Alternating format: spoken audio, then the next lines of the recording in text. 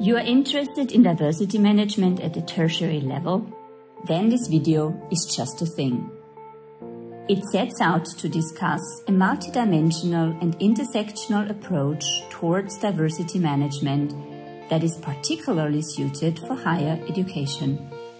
The Headwheel, short for Higher Education Awareness for Diversity, can be used as a visual organizer for higher education institutions to capture the interplay of 5 diversity segments, namely demographic, cognitive, disciplinary, functional, and institutional diversity.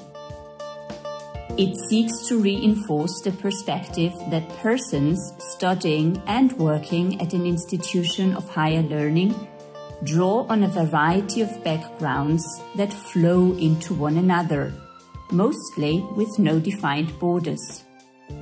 Given that the wheel has no designated access point, it lends itself well to act as a gate opener and entrance portal to various angles of diversity.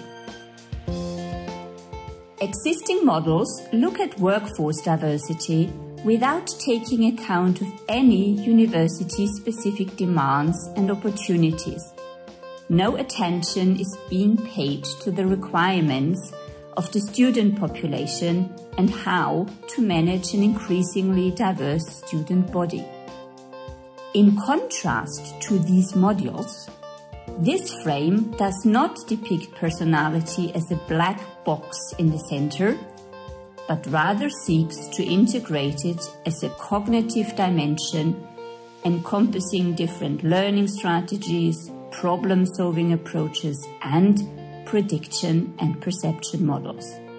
Hence, it attempts to combine workforce and student diversity in one framework.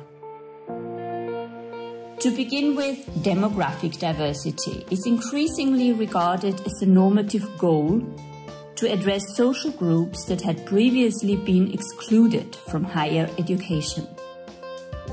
Understandably then, that new populations differing in age, gender, sexual orientation, physical and psychological abilities, ethnicity, religion, and socioeconomic status bring about new challenges.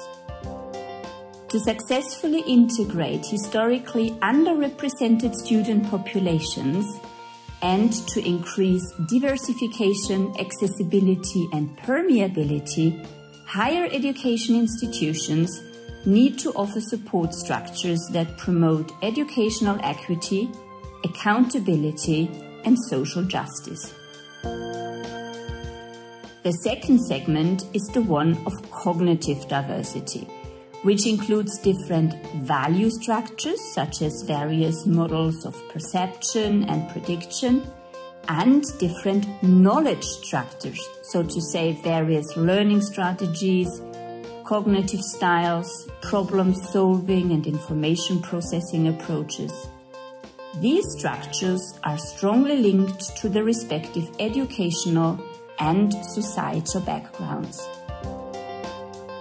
Disciplinary diversity, as the third segment of the Headwheel, relates to specific cooperation between persons that are socialized in different disciplines.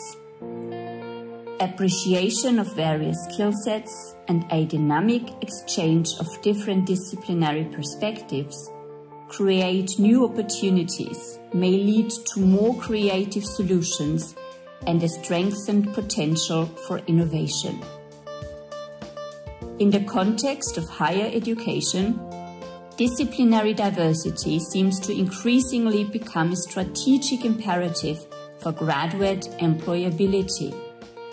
For a rapidly changing employment market, new job profiles that also entail entrepreneurial and innovation skills, intercultural understanding, critical thinking ability, and ambiguity tolerance have become a critical asset.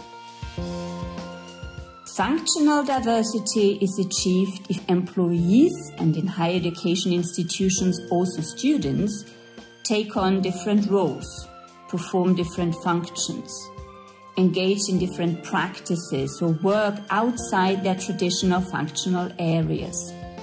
This blurring of boundaries requires the ability to change perspectives in line with the tasks and groups involved.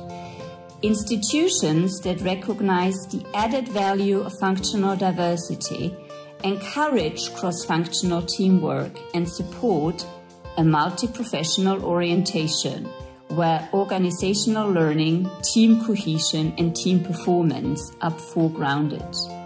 The fifth and last segment of the head wheel is the one of institutional diversity, which, in this context, refers to the collaboration and network activities with external stakeholders, be they different higher education institutions, industrial, political, or scientific partners. Institutional diversity can be a source for institutional learning and creates a resilient foundation for sustainable development. It is argued here that as higher education institutions want to become more inclusive, they should look at fairness and anti-discrimination types of initiatives. Yet, to attract more demographic diversity, they should also try to market themselves to diverse demographic groups and put forward a more diverse academic and administrative staff. They should care for an inclusive and appreciative learning environment, become aware of their implicit biases, and enable participation for all students and all staff members. Hence, a holistic integration of diversity management in higher education institutions may lead to a paradigm shift from a deficit approach to a more resource-based approach that considers the diversity of students and staff as an asset.